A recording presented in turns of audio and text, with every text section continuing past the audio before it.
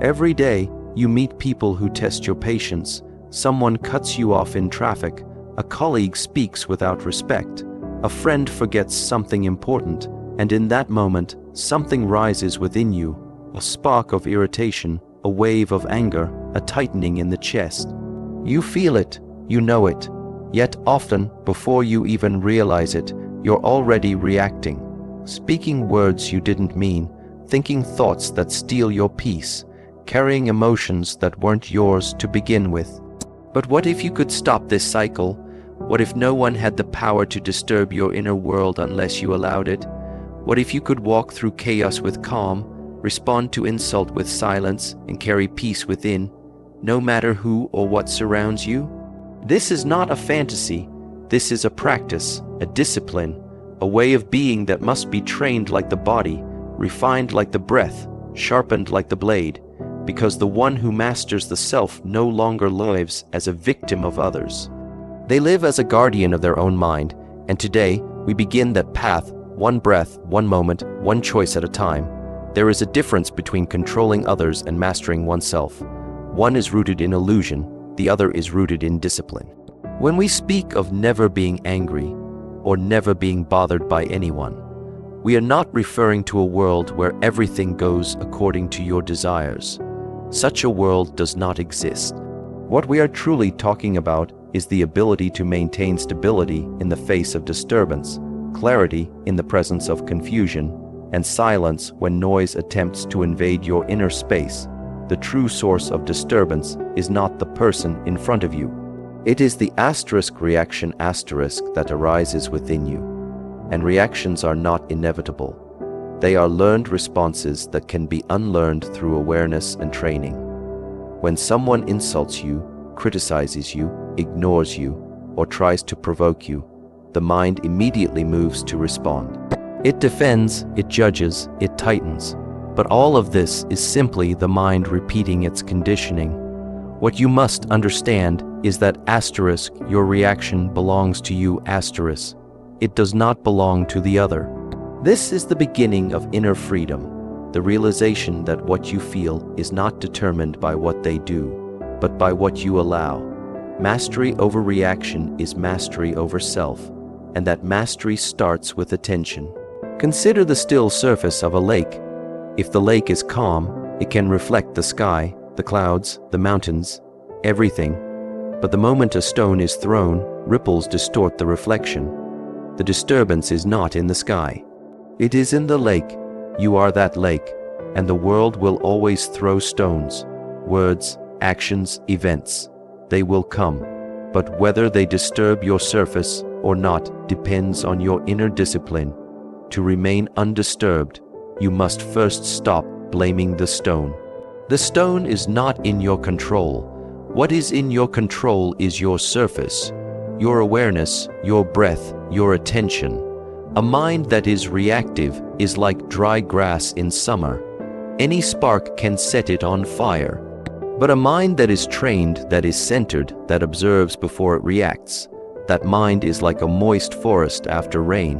The same spark lands, but it does not ignite. It simply dies out.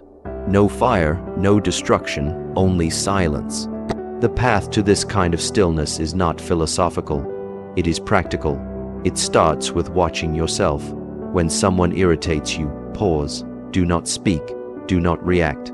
Just notice the energy rising. Feel the tightness in your chest, the heat in your face, the tension in your hands. Watch it like you would watch a wave rising in the ocean, and do not ride it. Let it rise, let it fall. Do not feed it. This is the training. The more often you observe without reacting, the more distance you create between yourself and the disturbance. And with that distance comes clarity. You begin to see that the person who insults you is only revealing their own state. Their words are not a reflection of your truth. They are a reflection of their suffering. What reason do you have to take it personally? Only ego would respond, but you are not here to be ruled by ego. You are here to master it. Mastery does not mean suppression. It does not mean pretending not to feel anger. It means recognizing it, allowing it, and not becoming it. When you feel anger and do not act from it, it loses its power. When you feel bothered but do not let it shape your behavior, you are free. This is strength. This is what it means to rule yourself. Think of a martial artist. In combat, if he reacts emotionally, he loses clarity. His movements become wild, unpredictable, uncentered. But the one who remains calm, aware, grounded, he can see, he can adapt, he can act with precision. In the same way, when your mind is calm, you are not moved by provocation. You see the situation, you understand it, and you respond only if needed, and only from a place of calm, not chaos. Now observe the world around you. How many people are ruled by their moods? How many carry anger, resentment, irritation like a burden on their shoulders? They allow one person's behavior to poison their entire day. This is not strength. This is slavery. Slavery to emotions. Slavery to the opinions of others. Slavery to the past. To be free, you must choose a different path. Every time you respond with calm when others expect you to explode, you train your mind. Every time you remain quiet while others shout, you build your center. Every time you observe instead of react, you sharpen the sword of inner discipline. You will still feel the emotions.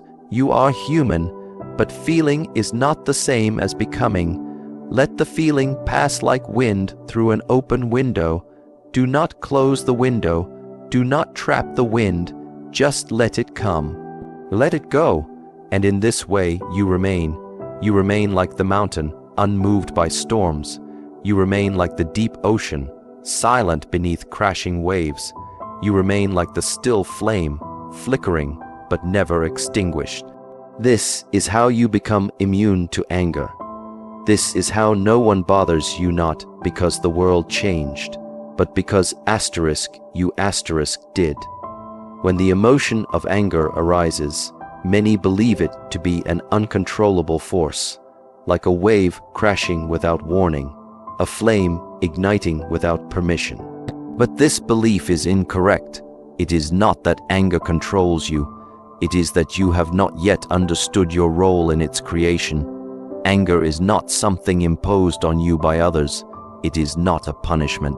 It is a response, and this response is born from choice, not from compulsion. You may not have chosen the situation, but you always choose your inner position.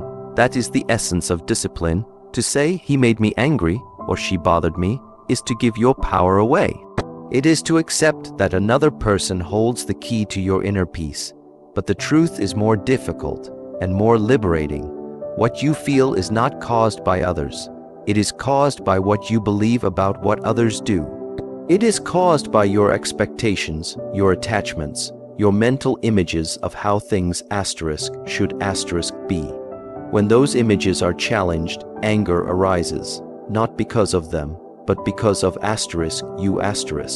Now, this understanding may not be comforting at first. It demands responsibility, but it also brings freedom, because if anger is a choice, then so is peace. If irritation is a habit, then so is calm. The power to decide lies within you, always. You do not need to wait for others to behave perfectly before you feel peace. You do not need to change the world to be free from disturbance. You only need to change the way you relate to it. The problem is not the emotion itself. Anger is simply energy. It is intensity. It is fire. Left uncontrolled, it can burn and destroy. But if used wisely, that fire can illuminate your understanding.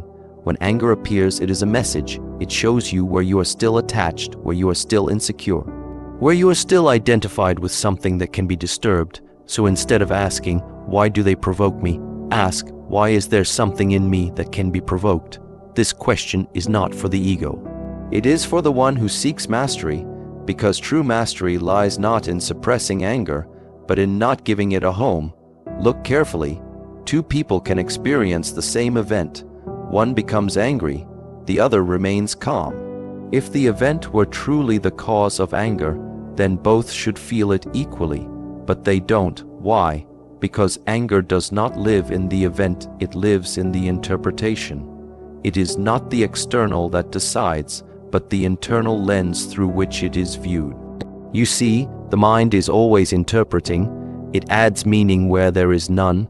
It creates stories. It defends its position.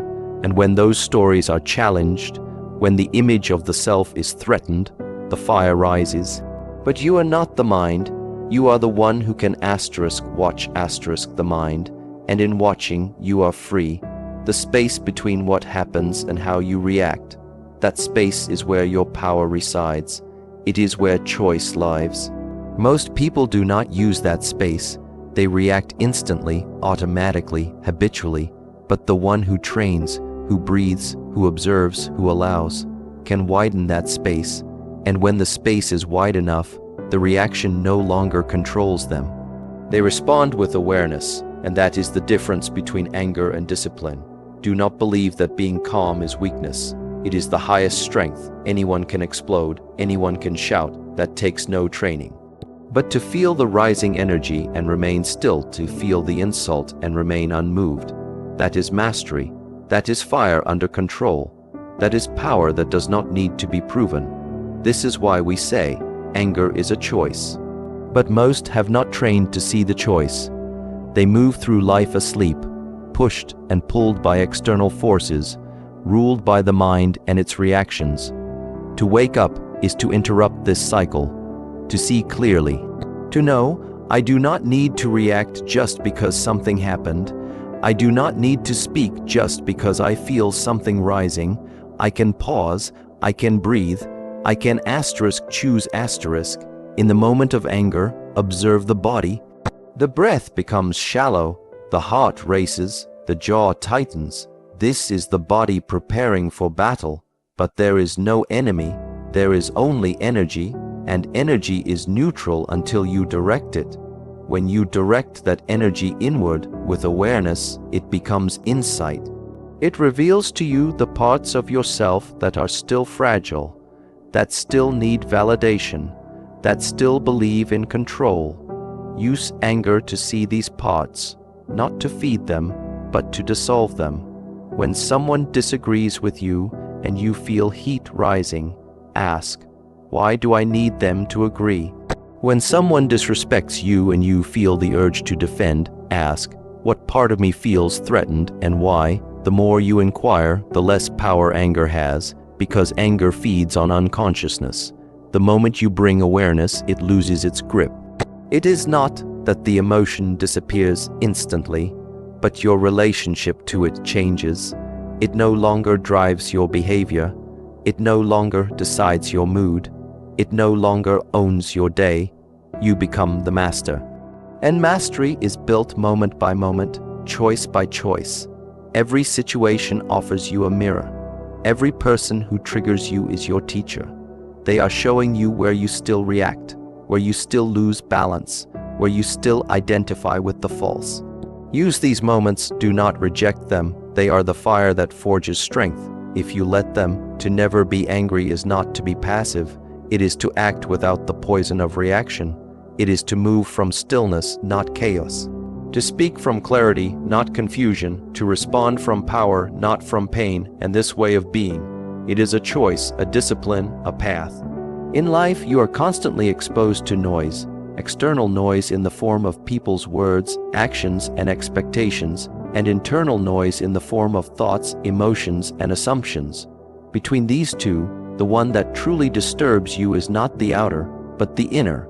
Not what is said or done, but how it is received, interpreted, and absorbed by the mind.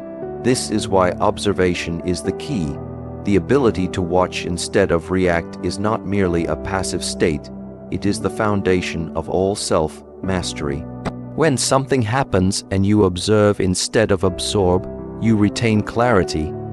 But when you absorb what is said, when you take it personally, when you let it sink into the mind without awareness, it begins to cloud your vision. You are no longer responding to reality. You are responding to your own distorted version of it. Imagine a man standing before a mirror. If the mirror is clean and undisturbed, he sees clearly. But if the mirror is cracked, fogged, or shaking, his reflection is distorted. In the same way, when the mind is still and aware, it reflects life truthfully, but when it is disturbed, it reflects only fear, doubt, and stories. The truth is lost, and in this loss, anger arises, irritation grows, and peace disappears. Observation is the act of remaining the mirror. Let the world pass before you and reflect it without distortion. Let people say what they say. Let events unfold. You do not need to judge, to analyze, or to immediately act. First, just see, just witness. In this witnessing, something shifts inside.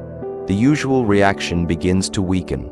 You no longer feel the pull to answer every insult, to defend every opinion, to explain your truth to those who are not ready to hear. The mind, left unobserved, becomes noisy. It adds meaning to every look, every tone, every gesture. It imagines insult where none was intended. It creates conflict where there is only misunderstanding. But when you watch the mind without identifying with it, it becomes quiet. It loses its need to interpret everything as an attack. You realize most of the disturbance was never in the world. It was in your thoughts about the world. People will always project their pain, their confusion, their frustration. That is not your burden to carry. But if you absorb it, if you take their chaos into your inner space, you become responsible for the storm they created. This is not wise. You cannot control what others carry, but you can control what you let enter your house. The door is yours to open or close. Observation gives you the power to choose. Absorption takes that power away. This path is not about indifference. It is not about becoming cold. It is about becoming so rooted in awareness that you can remain open without being invaded, present without being shaken.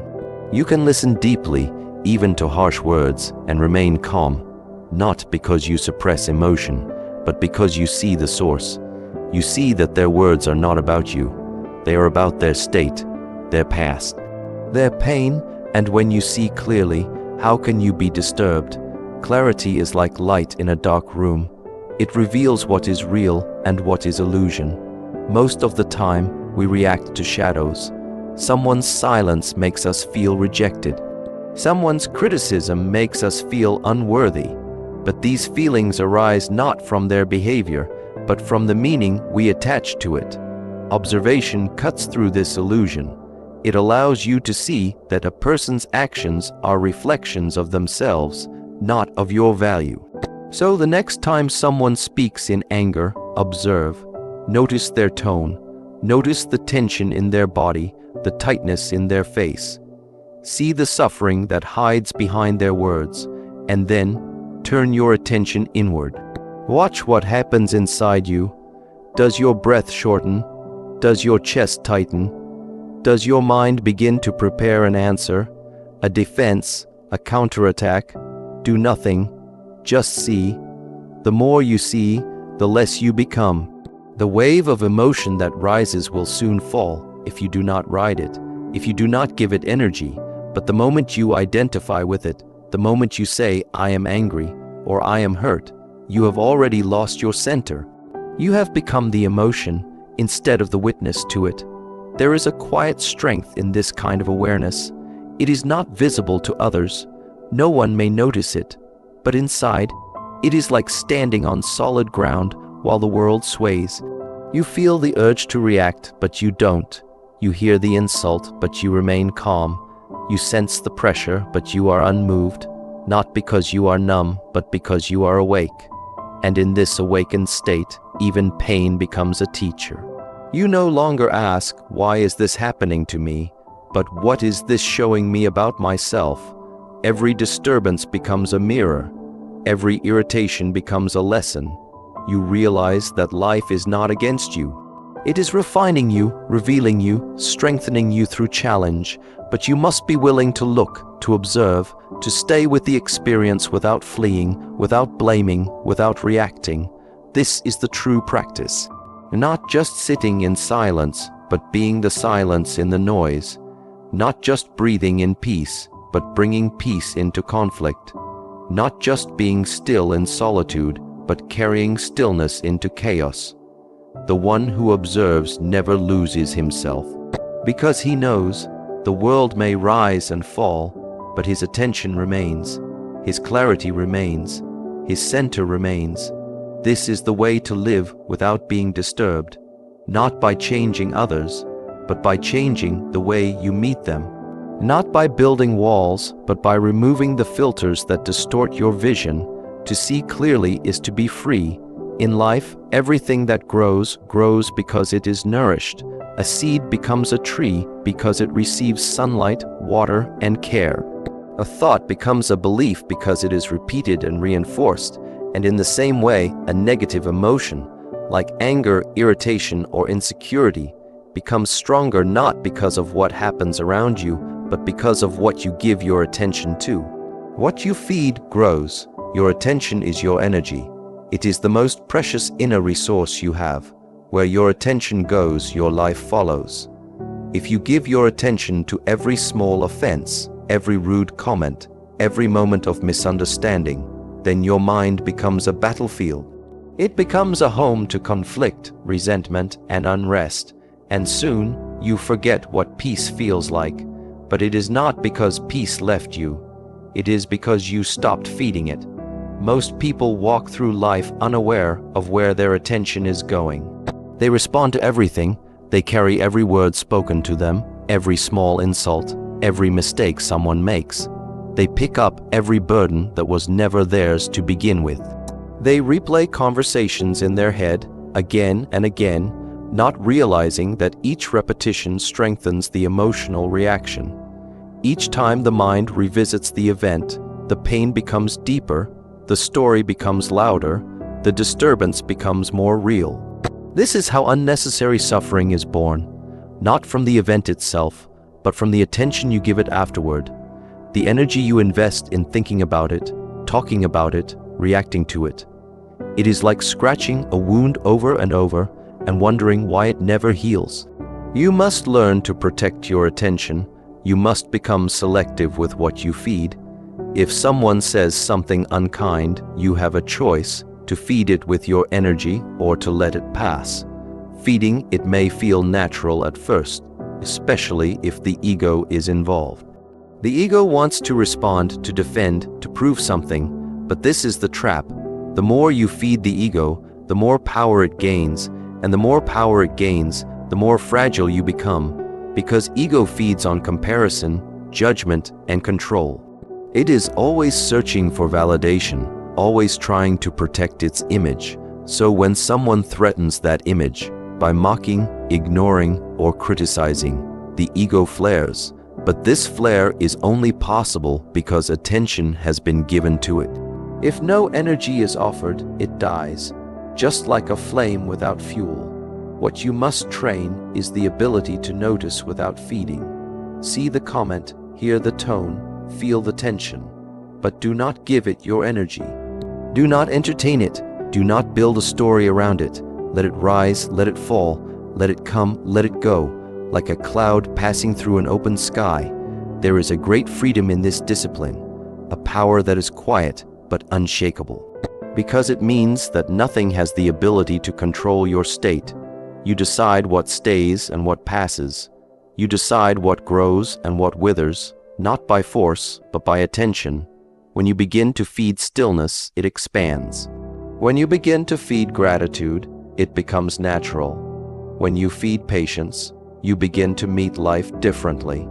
And slowly, you see that the things that used to bother you no longer touch you the same way. Not because they disappeared, but because you stopped energizing them.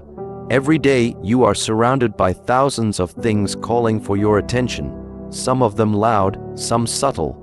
People's opinions, social media, expectations, judgments, memories, emotions. But not all of them deserve your attention. Not all of them are worthy of your energy. Attention must be earned. It must be given with awareness. When you sit in silence and begin to watch the mind, you will see this very clearly. A thought arises, maybe from the past, a person who wronged you, a failure, an insult. You feel the pull to think about it. You want to remember it, analyze it, feed it. This is the habit. but in that moment you can choose. You can let the thought float away like a leaf in a stream.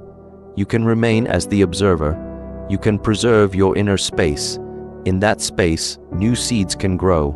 Seeds of clarity, calm, and understanding.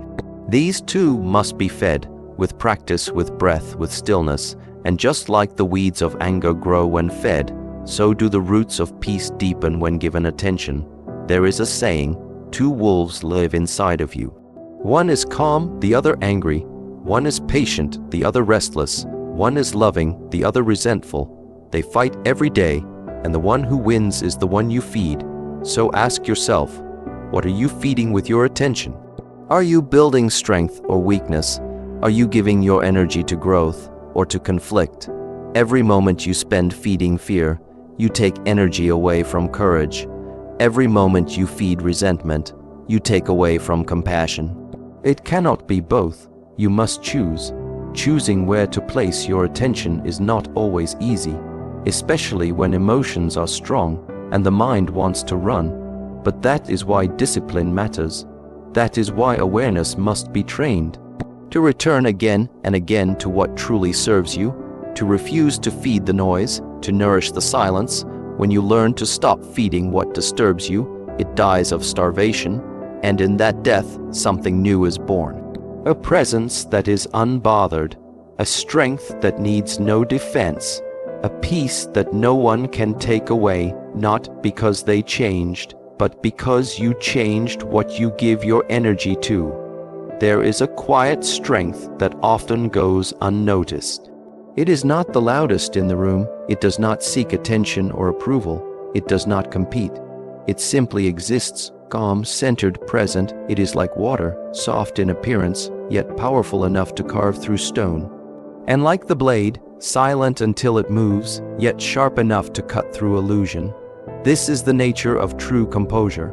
To be still like water, yet sharp like the blade. Stillness is often misunderstood. People think it means doing nothing, remaining passive, or not engaging with life. But stillness is not inaction. It is clarity in the midst of movement. It is awareness that remains untouched by chaos. A warrior does not fight every battle. A wise person does not respond to every provocation. Stillness means you are not rushed, not reactive. You wait, you observe, you choose your movements with precision. That is the blade. The world constantly throws distractions at you. Noise, opinions, demands, emotions. It wants you to react, to rush, to get entangled. But the more you chase every disturbance, the further you move from yourself. The blade becomes dull. The water turns murky. You lose your edge, not because you are weak, but because you allowed the world to pull you in too many directions. Stillness is the sharpening stone. In stillness, the mind settles. It becomes clear. You begin to see the patterns of your reactions, the habits of your ego, the illusions of control. You realize that most of your anger was unnecessary, most of your conflicts avoidable, most of your pain self-created. And from this understanding, sharpness is born, not in the form of aggression, but in the form of discernment. You stop wasting energy on things that do not matter. You stop engaging with people who only drain you. You stop trying to prove yourself to those who never intended to understand. Like water, you become fluid. You adapt, you move around obstacles, you do not resist unnecessarily. But like the blade, you cut through what no longer serves you. You speak only when your words add value. You act only when action is needed. You do not fight from emotion, but from principle. You do not react from ego, but from clarity. And this makes you powerful, not in appearance, but in presence. Most people are either too soft or too hard. Some allow everyone to walk over them. They fear confrontation. They mistake avoidance for peace. Others react to everything. They are constantly tense, defensive, easily provoked. But neither extreme brings balance. You must learn to embody both, the gentleness of water and the precision of the blade. When someone disrespects you, you do not need to retaliate. That is reaction. That is ego. Instead, you remain still, You watch, you understand, and then, if necessary, you respond. Not to punish, but to correct, to realign, to protect your inner peace. That is sharpness guided by wisdom. When life becomes heavy, when the path becomes uncertain, you do not panic. You do not run. You sit. You breathe. You return to your center. You become still like the lake before dawn. And in that stillness, the answer often appears, not because you chased it, but because you created the space for it to emerge. Even the sharpest blade is useless if it is swinging wildly in every direction. Power without control is chaos, but the blade that moves only when needed cuts only with purpose. That blade is respected, that presence is remembered. There will always be people who try to test your patience, challenge your calm, provoke your peace. That is their way, but your way must be different. You are not here to be disturbed by every shadow, distracted by every noise. You are here to build something steady, something strong, and that can only be built in silence, through discipline, through conscious choice. The mind may want to argue, to defend, to react, but the trained mind waits. It listens deeply, not just to others, but to itself. It watches every emotion rise and fall without acting on impulse. It becomes like the surface of a quiet lake, deep, still, reflective. Nothing can hide in such a mirror. The truth always reveals itself when the water is undisturbed. This is how inner sharpness is developed, not by force but by presence, not by proving but by knowing. You no longer need the world to confirm your strength. You carry it within. Your stillness speaks. Your calmness teaches. Your energy creates space, not tension. You do not need to announce who you are. You show it through your way of being, your steadiness in chaos, your silence in noise, your discipline in a world of reaction. It is not about never being disturbed. It is about being able to return to stillness again and again. It is about moving through life like water, flexible, flowing, yet clear in direction. And it is about holding the blade within, not to harm, but to cut away illusion, distraction, and fear. This balance of water and blade is what makes you truly unshakable. You bend, but you do not break. You pause, but you do not retreat. You observe, and then you act. Not too soon, not too late. This is not just a way of moving. It is a way of living. When you choose the path of stillness and sharpness, of awareness over reaction, of discipline over impulse, you begin to transform the very quality of your life. You are no longer at the mercy of others' words, actions, or energy. You become the calm in the storm, the steady hand in the chaos, the observer who sees clearly and acts wisely. You stop feeding what drains you. You stop reacting to what distracts you. And instead, you start building a space within where peace, clarity, and strength naturally arise. This is not a destination, it is a practice, a way of walking through life that brings dignity to your silence, power to your presence, and freedom to your spirit. So carry this knowing with you. You are the gatekeeper of your mind. You decide what enters, you decide what grows, and no one can take your peace unless you hand it to them. Good luck on your journey of inner mastery. Stay calm, stay centered, and stay sharp. Thank you for walking this path of awareness. Your discipline is your strength. Your silence is your wisdom, and your stillness, your greatest power.